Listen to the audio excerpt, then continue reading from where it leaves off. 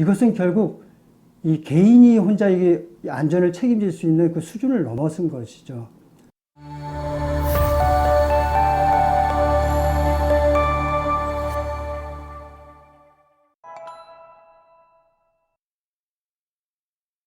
안녕하십니까. 연세대학교 보건대학원 이재율입니다. 오늘 저는 안전정책에 대해서 말씀을 드리려고 그러는데요. 제가 현직에 근무할 때 경험을 토대로 해서 말씀드리겠습니다. 혹시 여러분들 이 사진 기억하시나요? 아마 많은 분들이 기억이 생생하실 것 같은데요. 저는 이날 토요일이라서 이제 뭐 어디 약속이 있어서 가던 준비를 하고 있었어요. 근데 2015년 1월 10일이죠. 오전에 의정부시 의정부동 대분 그린 아파트에서 화재가 발생했습니다. 이 화재로 인해서 120명의 사상자와 건물 8동이 불에 탔습니다. 화재는 1층 주차장에서 시작됐는데요. 요새 최근에 많이 지어진 건물이죠. 필로피 구조라고 1층에 이렇게 주차장이 있고 2층부터 아파트 시설이 들어가 있잖아요. 그리고 마감재는 드라이비트 공법으로 해서 가연성이 좀 높아요. 우리 도시에 흔히 볼 수 있는 거죠. 그리고 도심이다 보니까 건물이 다닥다닥 붙어 있어요. 그리고 소방차가 들어가야 될 자리에는 불법 주차가 돼 있어서 제때 소방차가 도착해도 진입할 수가 없어서 많은 피해가 발생했습니다. 여러분들 이걸 보시면서 어떤 생각이 드시나요? 우리나라의 90%가 되는 분들이 다 도시에 살고 있죠. 또 60%가 넘는 분들이 아파트에 살고 있어요. 남해일 같지 않습니다.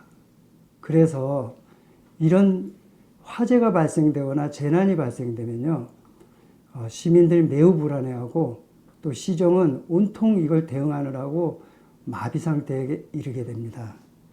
제가 사진 하나 더 보여드릴 텐데요. 이 사진은 중앙재난안전대책본부에서 이 재난을 대응하는 합동회의 같은 형식이에요.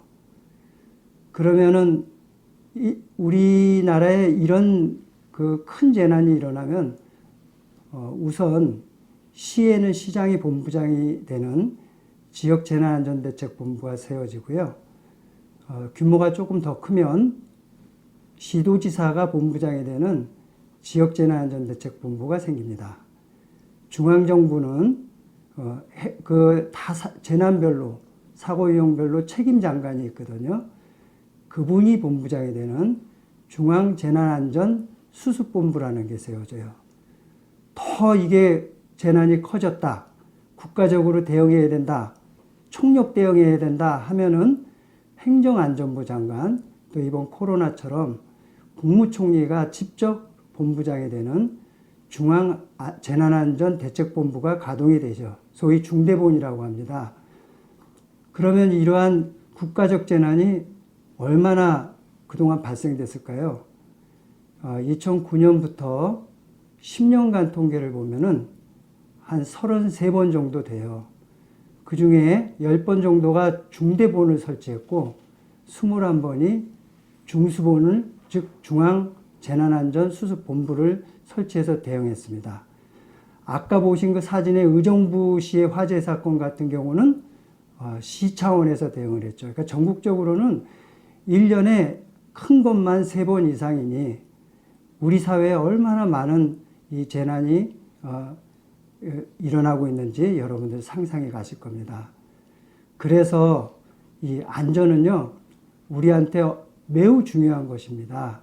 자, 그러면 통계를 보겠습니다. 우리나라 전체의 사망자 수, 1년에 돌아가시는 분은 29만 5천 명 정도 됩니다. 그 중에 약 10%인 29,392명이 질병이나 이런 것이 아니고 안전사고로 돌아가시거든요. 이 수치는 선진국에 비해서는 또 다른 OECD 국가에 비해서는 2배나 됩니다. 하루에 85명이 돌아가시죠.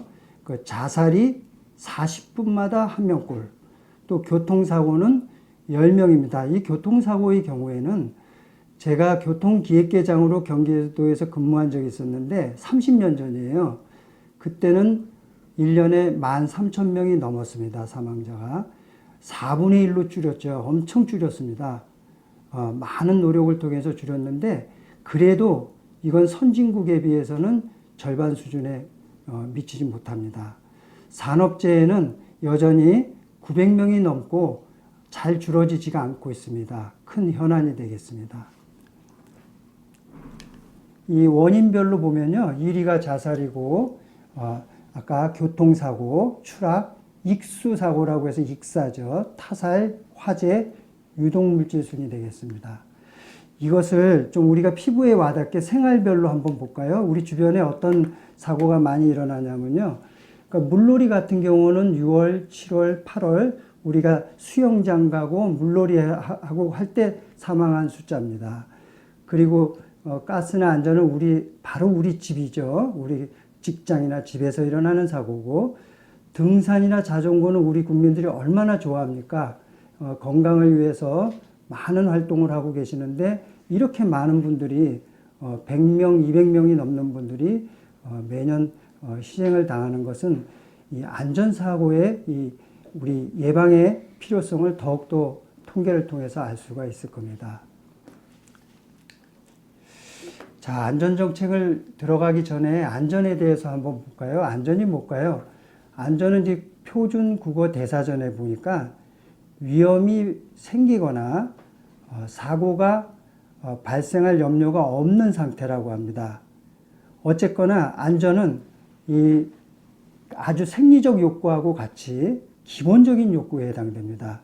이 욕구를 충족하지 않고서는 위에 인간이 행복한 그 욕구 있잖아요.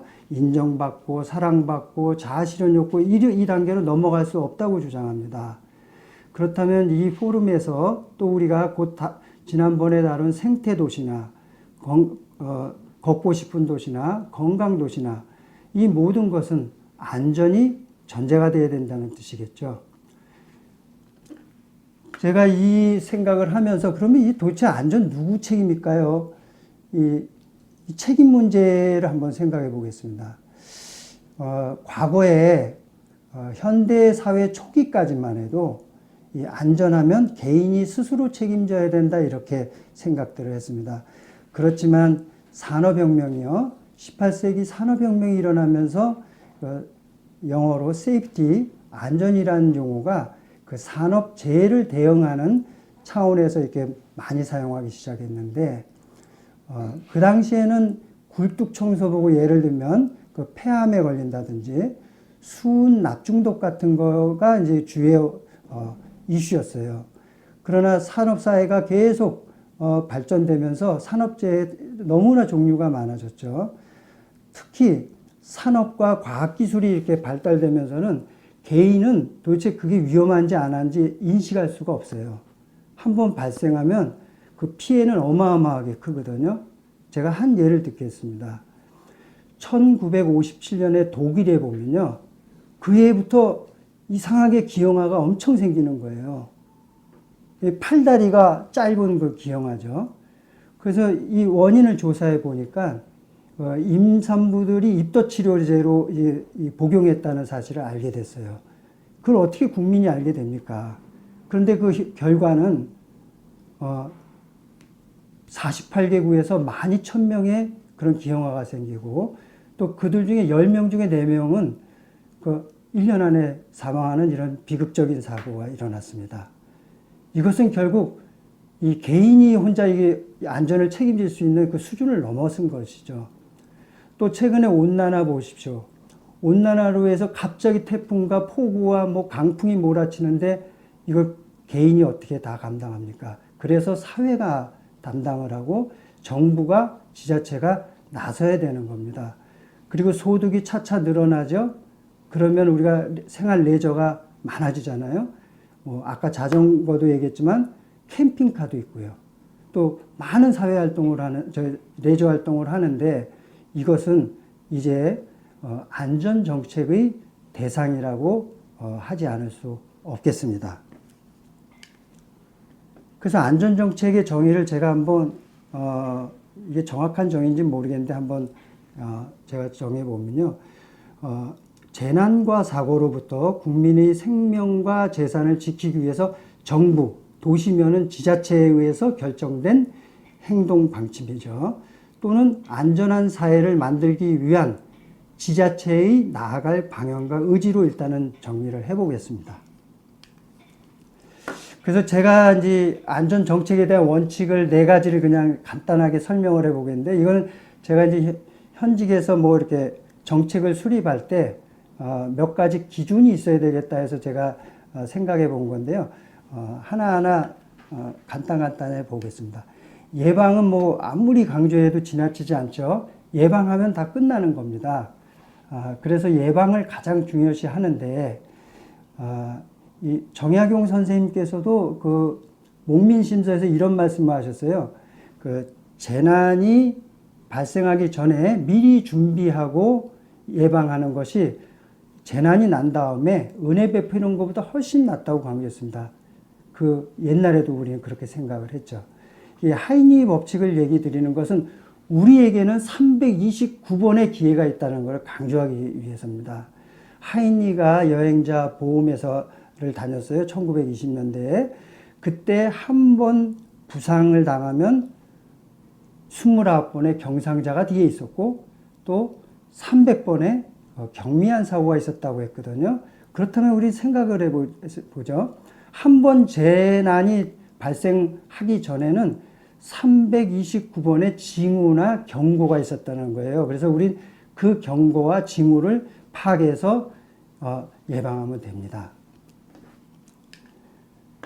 깨진 유리창 법칙이라고 혹시 들어보셨는지 모르겠어요. 이거는 뭐 짐바르도인가요? 그 60년대 심리학자가 처음 얘기는 했는데 실제 이게 정책에 채택돼서 효과를 본 거는 1984년에 뉴욕시에서였죠.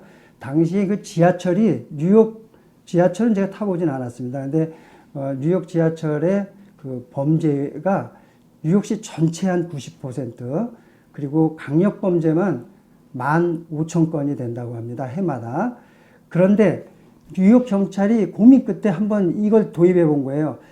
그 지저분한 지하철을 그 낙서 많잖아요. 외국 가보면 그것을 깨끗이 다 치우고 정말 청결하게 유지를 다 차량도 바꾸고 모든 벽도 다 깨끗하게 청소해 놓으니까 놀라운 이 결과가 생긴 거예요. 무려 80% 가까이 이렇게 범죄가 줄었다는 겁니다. 그래서 이걸 보면서 이 안전정책을 수립할 때는 이 거창한 정책을 뭐 착안을 해서 만들고 시행하는 거, 그거보다는 아주 사소하지만 철저하게만 한다면 이게 큰 효과를 볼 수 있다는 것이죠. 세 번째는 이 그림을 한번 보실까요? 이 그림을 보면 저 통에다가 아무리 물을 부어도 안 채워지죠? 왜냐면은 하나가 낮기 때문이에요.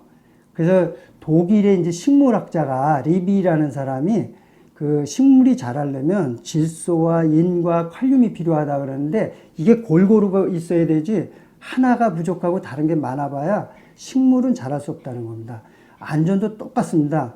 이 취약한 곳이 있으면 아무리 열심히 해봐야 그 취약한 곳이 문제가 생기는 것이죠. 그래서 이것도 안전정책의 큰 기준이 될 수 있습니다. 이거는 좀 생뚱맞는 소리라고 그러더라고요. 그래서 소잃고 외양간 고치긴 뭐 별로 부정적인 의미로 쓰는데 우리가 사고가 딱 나면은 뒷북 행정이다 또는 사후 약방문이다고 많이 비난을 하고 비판을 받습니다. 그렇지만 저는 사후 약방문도 또 소잃고 외양간 고치기도 철저하게 해야 된다고 생각합니다. 왜냐하면 일례로 대형 해난 사고 있죠. 세월호 사고 같은 그런 사고는 벌써 20년 단위로 계속 있었어요. 그 원인은 대개 보면 과적과 고박 불량 이런 거였거든요. 그렇게 큰 사고가 몇백 명이 희생되고도 제대로 고치지 않았다는 거죠. 그리고 이천에 뭐 물류 화재 사고라든지 또 스쿨 전에 어린이 교통사고, 그리고 계속 반복되는 산업재해, 이런 거는 한 번 사고 난 거 이후에 또 재발하지 않도록 우리가 철저하게 해야 됩니다.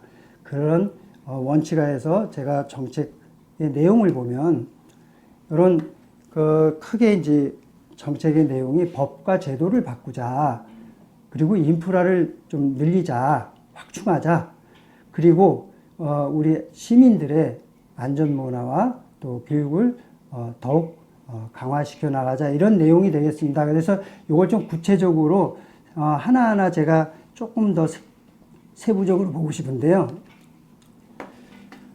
먼저 안전도시 마스터 플랜 수립입니다. 이 안전도시 마스터 플랜이라는 것은 계획은 다 어느 도시나 있어요. 그렇지만 좀 더 그 도시에 맞게 체계적으로 이 계획을 수립할 필요가 있습니다. 그리고 사고 유형별로, 그리고 그 분야별로 이 목표를 설정해서 세부 과제를 이렇게 실천할 계획을 갖고 있어야 되죠. 거기다가 우리 골든타임이라는 용어 많이 쓰잖아요. 그 골든타임을 확보할 수 있는 확보율을 높이도록 어떤 계획도 수립해야 되고요. 또, 이 동네마다 다 그 위험 요소가 틀려요. 아까 제가 리비가 얘기한 최소율의 법칙에서 취약 부분이 있다고 그랬잖아요. 그 약점이 있어요, 동네마다. 그 동네마다 그 약점을 이렇게 파악을 해서 그 약점을 보완해주는 그런 계획도 필요합니다. 그리고 시민들이 이걸 느껴야 되잖아요. 안전 체감도가 매우 중요합니다. 시민들의 안전 체감도를 측정해서 계획에 피드백을 시켜주는 그러한 계획이 필요하다는 거고요. 두 번째로는 이제 안전조직 강화인데요. 안전조직이라면 이제 우리 보통 제가 행정에 있을 때 보면 안전부서는 인기 부서가 아니에요. 홀대 받는 부서라고 그러죠. 그러니까 그 안전부서에 가고 싶어 하지도 않지만 가더라도 빨리 빠져나오려고 그래요. 그러니까 거쳐가는 부서가 되죠. 이래서 어떻게 안전을 컨트롤 타워가 되겠습니까? 그래서 우선은 안전부서에 위상을 좀 올려주고, 거기 들어가시는 부서 일하시는 분들을 위한 그 어떤 사기 양양을 위해서 이렇게 많은 노력을 좀 기울여야 되겠다, 그런 생각이 들고요. 적재적소에 또 이 적합한 정책을 수립할 수 있는 전문 직렬도 이렇게 좀 보강할 필요가 있다는 말씀을 드립니다. 그리고 세 번째로는 안전 관련 법규나 제도의 정비인데요. 이 오래된 그 기준이 있어요. 안전 기준은 계속 이렇게 사회가 발전함에 따라서 바꿔줘야 되거든요. 더 강화된 기준으로. 그래서 그런 안전 기준을 좀 바꿔주고, 필요하면 정부의 법규 개정을 건의도 해야 될 것입니다. 그리고 각종 위원회의 안전 전문가 참여를 늘려야 되겠죠. 그리고 제가 좀 근본적으로 생각하고 있는 것은 정책 개발을 할 때나 특히 이제 개발 사업할 때 또 정책을 시행할 때는 안전 역량 평가라는 것을 도입해 가지고 이게 과연 우리 도시의 안전에 어떠한 영향을 줄 것인지, 어떻게 더 보완을 할 것인지를 체계적으로 정비해 주는 게 필요할 거라고 생각합니다. 그 다음에 네 번째는 안전 투자의 확대죠. 안전 투자는 이게 그러니까 어떤 시를 운영하거나 큰 정부를 운영하다 보면 쓸 데가 너무 많아요.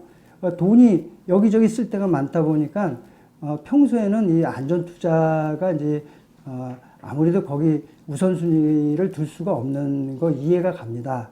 그렇지만 이번에 서울시에서도 이번에 한강에서 이제 그 사망사고도 봤듯이 그 CCTV 같은 거, 그리고 또 오래된 시설에 대한 그 개보수라든지 이거는 시기를 놓치면 큰일 납니다. 그래서 우선적으로 투자를 하되, 막연하면 이런 것도 하나의 방법이에요. 예산 중에 농림수산, 환경보건 이런 분야별 기능별로 정해놓고 매년 예산을 이렇게 투자를 하는데, 안전 분야를 하나 만들어서 안전 분야 투자를 예산 항목에다가 놓고 이걸 좀 매년 단계적으로 올려나가는 것도 하나의 아이디어라고 생각합니다. 다섯 번째로는 범시민 안전 문화의 확산인데요. 무엇보다 이게 시민이 이게 안전 문화를 철저하게 지키도록 이렇게 확산시키는 게 매우 중요합니다. 이게 안전을 지키려면 우선 갑갑하죠. 그리고 불편하죠. 그리고 시간이 많이 걸리고 돌아가야 되거든요. 이번에 코로나 우리 겪으면서 하나 큰 우리가 앞으로 이제 생각을 많이 해야 될 게 마스크 누구나 쓰잖아요. 마스크 안 쓰는 사람이 없습니다. 그러면 구명조끼, 안전벨트, 안전모 이거는 반드시 이제 착용을 해야 되는 겁니다. 그래서 이런 안전에 대한 문화 확산을 다시 한번 강조합니다. 제가 이것과 관련해서 이 사진을 하나 잠깐 보고 갈 건데요. 이게 제천 화재 때 소방차가 제때 출동을 했는데 들어가서 화재 진압에 상당히 애로를 겪었어요. 불법 주차 때문에. 그리고 나서 이 화재가 다 끝난 다음에 찍은 사진입니다. 근데 여전히 불법 주차가 있죠. 또 저 근처에서 화재가 나면 똑같이 반복됩니다.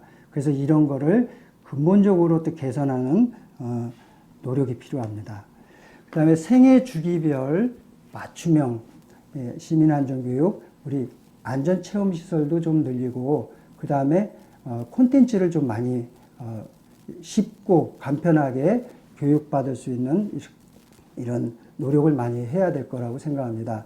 그리고 안전과 ICT 융합, 우리나라가 정보통신기술은 뭐 세계에서 제일 뛰어나잖아요. 그래서 이 안전의 그 분야에 능통한 전문가와 저 정보통신 기술의 그 전문가가 좀 같이 머리를 맞대서 이 시의 안전을 위해서 ICT를 어떻게 활용할 것인지 같이 고민을 해야 될 거라고 생각합니다. 끝으로 이 안전산업 육성인데요. 세계적으로 또 우리 국내적으로도 안전산업은 6% 이상 매년 성장을 하고 있습니다.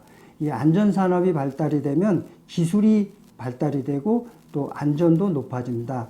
더불어서 일석이조로 시의 일자리를 늘려주는 그 일자리 효과도 볼 수 있는 일석이조의 효과가 있다고 생각합니다.